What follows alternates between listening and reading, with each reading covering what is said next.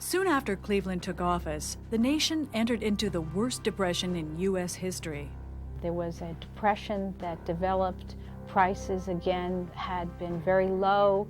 Many workers were laid off. As wages were cut, workers began to see that they again were not going to be able to pay their rent and to pay for food.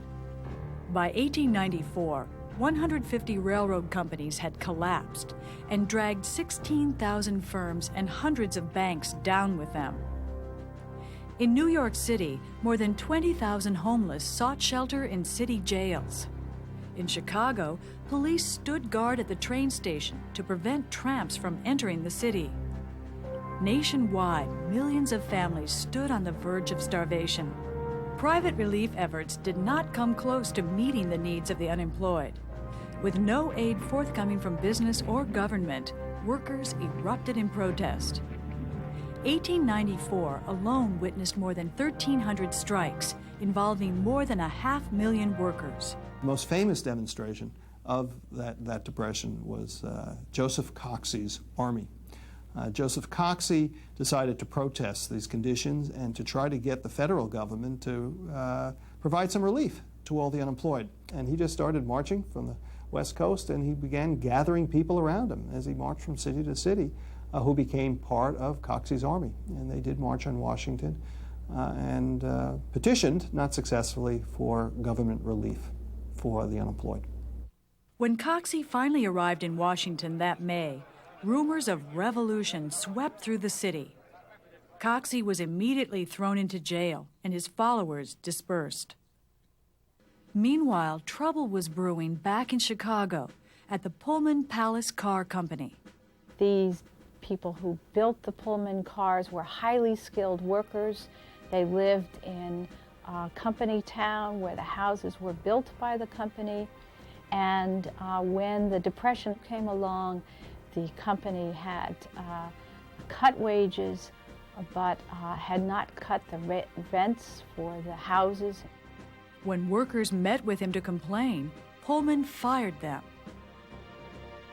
So they struck, asking help from the American Railway Union.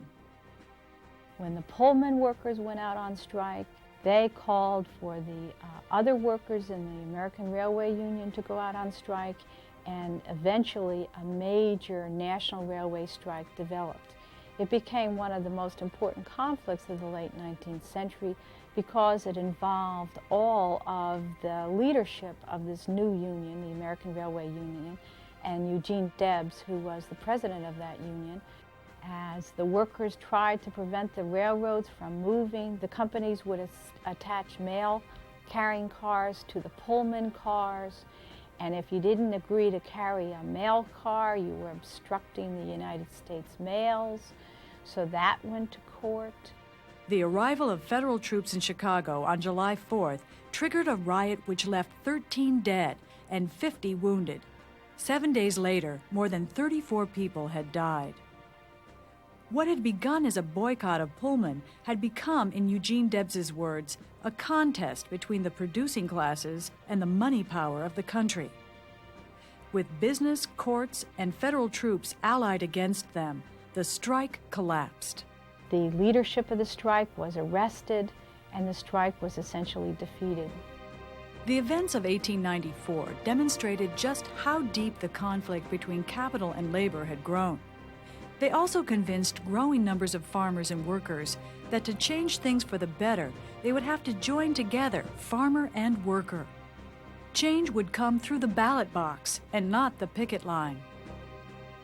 In the presidential election of 1896, voters had the opportunity for the first time in decades to choose between two very different visions of the United States.